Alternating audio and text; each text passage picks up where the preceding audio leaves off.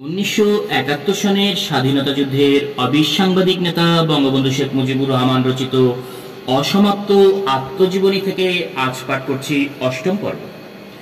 1939 সালে কলকাতা যাই বেড়াতে। শহীদ সাহেবের সাথে দেখা করি। আব্দুল ওয়াসেক সাহেব আমাদের ছাত্রনেতা ছিলেন। তার সাথেও আলাপ করে তাকে গোপালগঞ্জে আসতে অনুরোধ করি।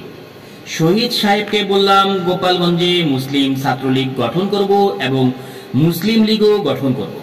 খন্দকার শামসুদ্দিন সাহেব MLA তখন মুসলিম লীগে যোগদান করেছেন। তিনি সভাপতি হলেন ছাত্রলীগের, আমি হলাম সম্পাদক। মুসলিম লীগ গঠন হলো। একজন মুক্তার সাহেব ছাত্রলীগের সেক্রেটারি হলেন। অবশ্য আমিই কাজ করতাম। মুসলিম লীগ ডিফেন্স কমিটি একটা গঠন করা হলো, আমাকে তার সেক্রেটারি করা হলো। আমি আস্তে আস্তে রাজনীতির মধ্যে প্রবেশ করলাম। আব্বা আমাকে বাধা দিতেন না, শুধু বলতেন লেখাপড়া দিকে নজর দেবে। লেখাপড়ায় আমার একটু আগ্রহ তখন হয়েছে, কারণ কয়েক বছর অসুস্থতার জন্য নষ্ট করেছি। স্কুলেও আমি ক্যাপ্টেন ছিলাম। খেলাধুলার দিকে আমার খুব ঝোঁক ছিল। আব্বা আমাকে বেশি খেলতে দিতে চাইতেন না, কারণ আমার হার্টের ব্যায়াম হয়েছিল। আমার আব্বাও ভালো খেলোয়াড় ছিলেন। তিনি অফিসার্স ক্লাবের সেক্রেটারি ছিলেন, আর আমি মিশন স্কুলের ক্যাপ্টেন ছিলাম। আব্বার টিম ও আমার টিমে যখন খেলা হতো তখন জনসাধারণ খুব উপভোগ করত। আমাদের স্কুল টিম খুব ভালো ছিল। মহকুমায় যারা ভালো খেলোয়াড় ছিল তাদের এনে ভর্তি করতাম এবং বেতন ফ্রি করে দিতাম। 1940 সালে আব্বার টিমকে আমার স্কুল টিম প্রায় সকল খেলায় পরাজিত করল। অফিসার্স ক্লাবের টাকার অভাব ছিল না। খেলোয়াড়দের বাইরে থেকে আনত, সবই নামকরা খেলোয়াড়। বছরের শেষ খেলায় আব্বার টিমের সাথে আমার টিমের 5 দিন ড্র হয়। আমরা তো ছাত্র, 11 জনই রোজ খেলতাম, আর অফিসার্স ক্লাব নতুন নতুন প্লেয়ার আনত। আমরা খুব ক্লান্ত হয়ে পড়েছিলাম। আব্বা বললেন কাল সকালেই খেলতে হবে, বাইরের খেলোয়াড়দের আর রাখা যাবে না, অনেক খরচ। আমি বললাম আগামীকাল সকালে আমরা খেলতে পারবো না, আমাদের পরীক্ষা। গোপালগঞ্জ ফুটবল ক্লাবের সেক্রেটারি একবার আমার আব্বার কাছে আর একবার আমার কাছে কয়েকবার হাঁটাহাঁটি করে বললেন, তোমাদের বাপ বেটার ব্যাপার, আমি বাবা আর হাঁটতে পারি না। আমাদের হেডমাস্টার তখন ছিলেন বাবু রসরঞ্জন সেনগুপ্ত। আমাকে তিনি প্রাইভেটও পড়াতেন। আব্বা হেডমাস্টার বাবুকে খবর দিয়ে আনলেন। আমি আমার দলবল নিয়ে এক গোলপোস্টে আর আব্বা তার দলবল নিয়ে অন্য গোলপোস্টে। হেডমাস্টার বাবু বললেন, মুজিব, তোমার বাবার কাছে হার মানো, আগামীকাল সকালে খেলো, তাদের অসুবিধা হবে। আমি বললাম, স্যার, আমাদের সকলেই ক্লান্ত, 11 জনই সারা বছর খেলেছি, সকলের পায়ে ব্যথা, 2-4 দিন বিশ্রাম দরকার, নতুবা হেরে যাব। এবছর তো একটা খেলায়ও আমরা হারি নাই, আর এজেড খান শিল্ডের এই শেষ ফাইনাল খেলা। এজেড খান এওসডি ছিলেন গোপালগঞ্জে মারা যান। তার ছেলেদের মধ্যে আমির ও আহমেদ আমার বাল্যবন্ধু ও সাথী।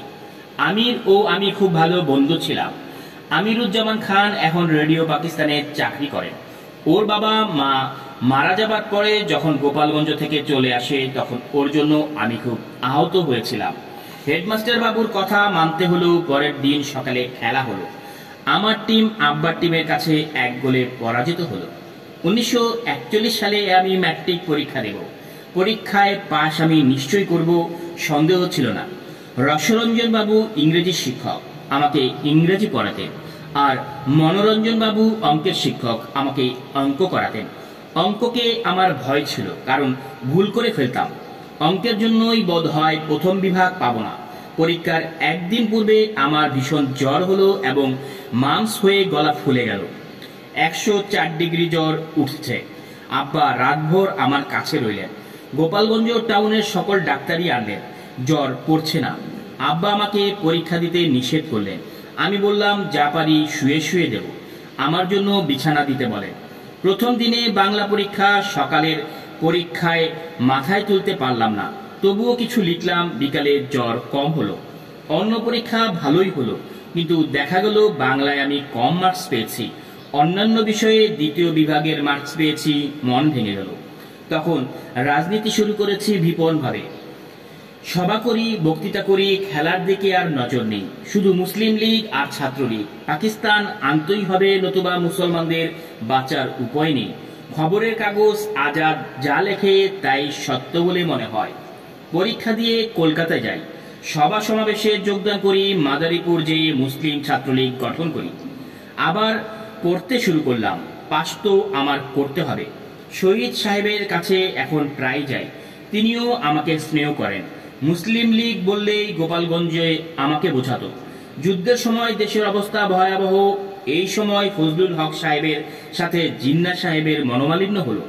হক সাহেব জিন্না সাহেবের হুকুম মারতে রাজি না হওয়ায় তিনি মুসলিম লীগ ত্যাগ করে নয়া মন্ত্রিসভা গঠন করলেন শ্যামপ্রসাদ মুখার্জির সাথে। মুসলিম লীগ ও ছাত্রলীগ কর্মীরা তার বিরুদ্ধে আন্দোলন শুরু করলো। আমিও ঝাঁপিয়ে পড়লাম। এই বছর আমি দ্বিতীয় বিভাগে পাশ করে কলকাতা ইসলামিয়া কলেজে ভর্তি হয়ে বেকার হোস্টেলে থাকতাম।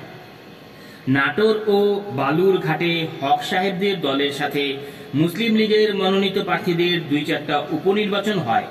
আমিও দলবল নিয়ে সেখানে হাজির হলাম এবং অক্লান্ত পরিশ্রম করলাম শহীদ সাহেবের হুকুম মতো।